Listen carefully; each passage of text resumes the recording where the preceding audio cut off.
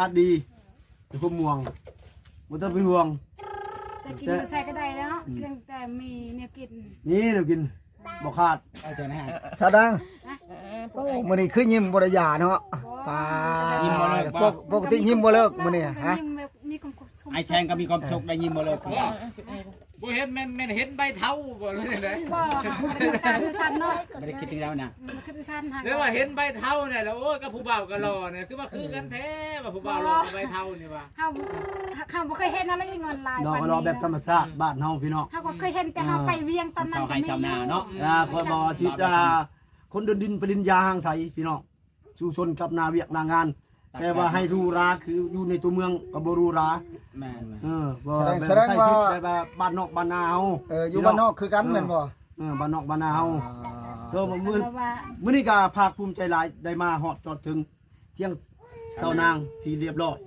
ถือว่าเพิ่นพร้ เรา อม สิ ก ฮั ล้า บได้แล้วฮับบ่ได้เฮาก็จนคือกันเฮาก็ แต่เฮานี่มาเห็นเช้านางแล้วมาเห็นตัวจริงแล้วโอ้ยจับอกจับใจหลายจนเอาเงินทุบใจแป้น ยังไม่สนางละว่าเราจนเราจะทับได้บ่ละว่า เดี๋ยวมูติเรื่องจน เพิ่นบ่เสือเนาะจะเอาเงินออกให้เบิ่งว่าสินะนักให้เบิ่งว่าเงินคนนี้พอได้นี่สิไปแต่ง บ่ เจ้า พอกันให้เราพักครึ่ง แต่ว่า เฮาก็บ่ได้ว่า นี่ในเช้านางเนี่ยว่าเงินบ่พอก็ผ่อนค่าดองก็ได้นะ ให้ทอครึ่งนึงก็ได้เนาะ ครึ่งนึงก็ได้ใจดีแต่เดี๋ยวทึกใจบ่ขาด แต่เจ้าจะทอดหมดเนาะ เนาะ แม่น แต่เป็นให้ผู้บ่าวขึ้นก็มักเป็นนี่คือสิคักอีกนี่ โอ้ย ขึ้นก็ได้เนาะ ได้นะกายปลายไป ขึ้นไปเฮ็ดอะไรกองเบนฮะ เอาเป็นอังเป็น เอามากมันให้เนาะให้ผู้สาวเจ้า แม่นบ่พรบ่หันแม่มีคือกันได้ก็ คู่นี้สมศักดิ์ศรีเนาะคู่นี้เนาะโอ้หักกันจริงแท้บ่คู่นี้บ่ ยังบ่ฮู้นะเฮา จักก็เว้าหยอกกันซื่อๆกับไผจังจัก บ่ มาตัว บุติคณะเช้านางฮักแท้ข่อยฮักแท้บ่มีปัญหาข่อยบ่มีปัญหาข่อย บ่ย่านว่าเขาว่าลูกก็พอ บ่มีปัญหาพายาวนั่นก็ว่า โอ้ บ่ได้ว่าได้ นับเพลงเขาภาษาเห็นไหมคะ บ่มีปัญหา บ่มีปัญหาแม่นบ่ บ่มีปัญหา เพียงบัลลังก์จริงใจก็เอาได้เบิด เนาะ นัดกันอยู่เที่ยงนาน้อย แสดงว่าบรรยากาศดีได้มื้อนี้อยู่เที่ยงนาน้อยนี่ เพราะว่ามื้อนี้ไปหาสาวนางก็ท้องฟ้ามืดครึ้มเห็นบอกเพลงเพิ่นแบบยังอุ้มผ้าอุ้มฝนน่ะนะ นี่ก็มัน บ่ เย็น ลืม เลย นะ ไป ค สิ นมาอุ้มพลคือคนอุ้มน้องว่า นั่นแหละมันอุ้มน้องอันนั้นแหละบรรยากาศ คือน้องเอิ้นหา เพลงเท่านั้นแหละ โอ้ม1ห้องคือน้องเอิ้น5ปี สันทวีเอิญใดเนาะ จานทามมันโดทางผู้ชาว เป็นได้ชาวนาง จะทับได้ละบ่สิ เอาคันลำมักฮักจริงใจก็ฮับได้เนาะคันยันแต่เราบ่จริงใจ ยันตะลอวหยอกบ่นะสาวนางยังบ่มั่นใจแล้ว เราจะบอกใจคันว่าฮัก คือ แท้ ว่า นี่ เนาะ ก็ให้มาข เดี๋ย อ วนี้ แล้ว มันแบบให้คันบ่ลองก็บ่ฮู้ต้องลองกันเบิ่งลองให้ ลองได้ลองฮะ คือว่าเฮาก็แบบลองกันเบิ่ง ลมกันไปก่อนบ่เลยว่าแนวใด คันว่าคันเรามีเงินก็ไปขอคันเราบ่มีเงินก็แบบเฮาก็เบิ่ง เอาแบบไวก็ได้วะนาง แม่ หรือว่าคุยกันก่อนบ่ คันว่าเรามีเงินก็ไปขอกันก็ได้ โอ้ บ่ เอาแบบไวเลยก็ได้เด้ มื้ออื่นนี่ก็ได้บ่หรือมื้อนี่ก็ได้นะ แม่น ป่า คันว่ามื้อใดเนาะแล้วแต่ใจเราพร้อมนะ โอ้แสดงว่าถูกใจเลยบ่คนนี้บ่ แม่น ฮะ โอ้ เขาทับได้บ่ ฮับได้ ขนาดเบิ่งทางค้างนี่ก็ยังบ่ใจแม่นบ่ เห็นตั้งคางยังบ่เห็นยังบ่เป็นยังบ่เห็นหน้ายังบ่ได้เบิ่งหน้า ถ้าก็เบิ่งเลยเบิ่งกันนี่เนาะ ชิงชัยมีเสน่ห์แล้วไอ้แสงนี่ จังแล้วจังแล้ว ชิงชัยมีเสน่ห์ปั้นให้ได้กว่ามาเจอผู้ชายวันเดียวก็มักจ่อยเลยเนาะชิงชัยมีเสน่ห์ เขาก็ลองใจเบิ้นคุณจะฮักแท้หรือบ่นะ คนเฮา แต่ว่าเฮานี่100%แต่เพิ่นจักว่าสิจำได้เพราะว่าเนี่ยนะคันว่าอายุเท่ากันน่ะนำนึงนี่บัดเฮาบัดแก่กว่าเพิ่น เพิ่นยังน้อย เพิ่นอายุ24 ญาติเพิ่นบ่มักญาติเพิ่นบ่มักเฮาติ จังเพิ่นบ่มักเฮา อย่าเพิ่นบ่ซื่อ อย่าเพิ่นบ่ซื่ออย่ามาตีแถลงลมเห็นบ่ ชื่อว่าไปจะน้อย บ่มีพลังมื้อ บ่แล้วนะเอาก็เจาะเบิ่งเท่านางที่เว้าจริงเลยจักลองถามมันจักเปอร์เซ็นต์เจ้าความหักความมักเจ้าลองถามแล้วดู ก็เขาจะถามเจ้า จักเปอร์เซ็นต์ต้องถามไปเลย ฮักอ้ายแซงนี่ประมาณจักเปอร์เซ็นต์ 100% 100% บ่เกินบ่หยังพอดีเลยเนาะ 100%เนาะบ่เกินเนาะ บ่เกิน ขึ้นนี่คิดนี่ก็บ่ได้เนาะถือว่าดูได้เต็มร้อยเนาะ อ๋อเต็มร้อยเลยเนาะ สุดบอลลอยหั่นแหล้ว ชุดบ่ร้อยอย่างว่าร้อยแต่ปากแต่ใจนั่นบ่ไปนำก็มีในคนเฮาเด้ ตอนนี้กำลังเปิดใจให้เปิดใจอยากได้ คันร้อยแล้วให้ร้อยโล แม่นเปิดใจร้อย เห็นบอกเขาว่าแต่ที่ผ่านมาว่าฮักแท้ฮักก็พ้นสุดท้ายมือไปขอแล้วพวกปีนมันทำไม ตอนอยู่นำกันว่ามากๆเนาะยันมาเป็นจังซั่นนั่น ยังเป็นลักษณะนั้นนะขอ ปัด มันสู่ขอเลยบ่ออกไปใหม่ แม่น คนมีกูบ่าวแล้วอันนะ แม่คอยหันเราเพียงแต่ลูกฮักหรือว่า ทำไมจะบ่ติบ่ แม่คอยปกติพ่อแม่คอยเพียงแต่ว่าลูกเนาะลูกฮักได้หรือว่า ยันว่าชาวนางเจ้าคือมักผู้เบาเทาเนี่ยบ่ติบ่ ปกติเราบ่ได้บ่ยังเราวาวเท่านี้แล้วว่า ลูกมักแล้วมักน้ำบ่ เดือนเจ้าจักคนเดือนเจ้าจักคนเดือนเจ้าจักคน เพิ่นคอยหลายคน หลายคนบ่คันหลายคนเลยคนคอยแต่งแล้วมาอยู่ในคอยเด้ แม่นคอยก็ว่าเลิกอยู่นำเจ้าหั่นแหละ อันไหนเราเลือกอยู่น้ำยาวได้หรอ เลือก มาอยู่ในคอยเด้ แล้วเราบ่ได้เลือกได้ มาอยู่ในคอยเด้คอยแต่งเลยมาอยู่ในคอยเด้ ไปแซนเขาแบบเพื่อนคอยมันหลายคนแล้วแบบมีไอ้ เดือนคอยบ่มีคนเดือนคอยบ่มีคน แบบอยู่นำกันมันก็สิผิดกันเนาะมันก็แบบคนหลายคนเนาะผู้นึงก็เว้าผู้นึงก็เลวเถียงกันเนาะนึง ชาวนางนี่โชคดีแล้วมันนี่มีผู้เบาบุกมาฮอดเทียง แล้วว่าคันว่าอยู่นำกันก็เว้า นี่แหละเพิ่นว่า ทึกเนาะมันจะผิดกันคนหลายคนเนาะ เพิ่นว่าอดจะสงสารหน้าสงสารตาอ้ายผู้เป็นห่วงอ้ายเป็นห่วงบ่แล้วเป็นแป้วจังหัวใจ แม่น ลืมหยังอ้ายก็ลืมได้ลืมนอกลืมบ่ลงพี่น้องเอ้ยพี่น้องเอ้ย โทว่านี่บรรยากาศยามแรงชำเนาะบรรยากาศดีแท้มื้อนี้นี่ อ่ะมื้อนี้บ่ได้กินต้มไก่ก็ยาพอใจแล้วมื้อ พอ นี้ ใจแล้วแม่นบ่ เอาแบบมาลำเลิกด้วยกัน มื้อหน้าผู้ค้าสิเอาเป็ดตัวใหญ่ นั่นเห็นบ่ใจตึงแล้วได้บ้าง ให้มันจริงนะฟังว่า ๆโอ้คำใดคำนั้นค่อย จะ โอ้ มีเป็ดอันนี้ก็เอามาให้ชิมนาก็สิ คือว่าให้เจ้าหาผักหายาแม่นโล โดย ค่อยมามื้อหน้า ก็สิให้รับเป็ดรับเป็ด บ่ต้องไปห่วง หลับเป็ดแล้วจ้ะ เธอเป็ดบ่ต้องไปห่วงเป็ดนี่ให้เจ้าหาผักคารถมื้อใดมื้อหนึง ในการติดต่อมาทางอาจารย์พันนี้ก็จะมาให้เจ้านางมาหาก็ติดต่อมาทางนี้ก็ได้ บ่เซานาง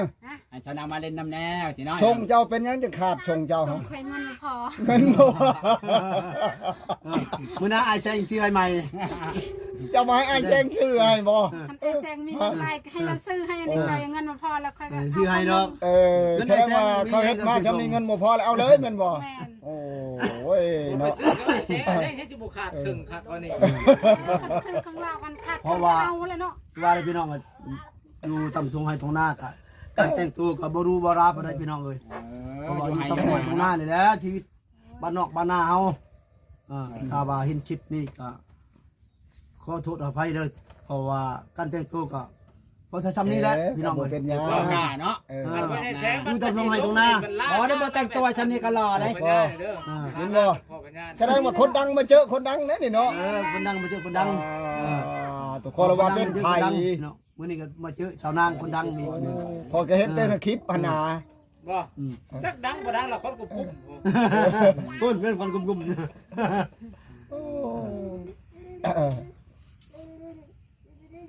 โอ้บ่เบิ่งความรักระหว่าง2คนนี่ทุกคนว่าสิเป็นแนวใดทุกคน จริง ร มี อ จัง เ ไดเลยเนาะ น้ำกัน รอลุ้นรอเบิ่งนำกันทุกคนว่าสิเป็นแนวใดทุ มื ก อ ค เดี น ยวเนาะมาพอกันมือเดียวกับไอ้แซงก็ลุยอย่างเดียวเลย เอาเงินออกมาตีให้เบิ่งเลย จริงก็บ่ฮู้แต่ว่า